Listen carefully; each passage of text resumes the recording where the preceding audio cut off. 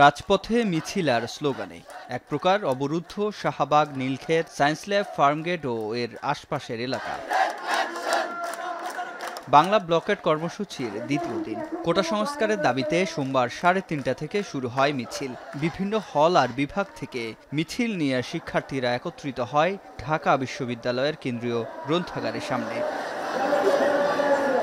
এদিন মিছিল কেন্দ্রীয় গ্রন্থাগার থেকে মধুর ক্যান্টিন হয়ে ক্যাম্পাস ঘুরে থামে শাহবাগে এসে। একাংশ অবস্থান নেয় বাংলা মোটর ও ফার্মগেটে। দাবি ছিল একটাই, কোটা পদ্ধতির সংস্কার। কোটা সংস্কার করেন, কোটা বাদ দিয়ে দেন তা তো বলতেছি না। সাংবিধানিক অধিকার সরকারি চাকরি পাওয়া, সেখানে 56% কোটা দিয়ে কোনো মেধাবীকে অবমূল্যায়ন করা উচিত বলে আমি মনে করি না। সরকারি চাকরিতে অযৌক্তিক এবং বৈষম্যমূলক যে কোটা ব্যবস্থা আছে সেই বৈষম্যমূলক কোটা ব্যবস্থা বাতিল করতে হবে। মুক্তিযুদ্ধের প্রায় 53 বছর পার হয়ে গেছে, তারপরে কিন্তু এই কোটাটার কোনো প্রয়োজন হয় না।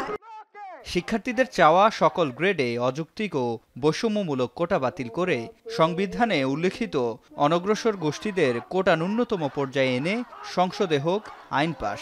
বাংলাদেশে নারীরা স্বয়ংসম্পূর্ণ, নারীদের প্রয়োজন নেই আলাদা কোটার, বলছেন আন্দোলনে আসা ছাত্রীরা। আমি কোটা চাই না, আমি চাই যে আমার যোগ্যতা দিয়ে আমি চাকরি পাবো।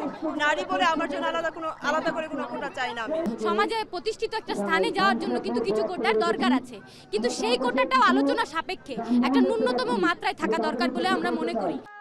শিক্ষার্থীদের দাবি না আদায় হলে আরও কঠোর কর্মসূচির হুঁশিয়ারি দেন কোটা বিরোধীরা।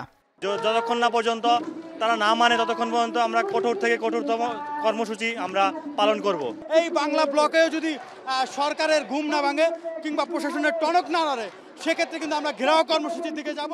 প্রায় 5 ঘন্টার অবস্থান শেষে জানানো হয় মঙ্গলবার রাস্তা অবরোধের মতো কোনো কর্মসূচি নেই। তবে অনলাইন ও অফলাইনে গণসংযোগ করবে বৈষম্য বিরোধী ছাত্র আন্দোলন।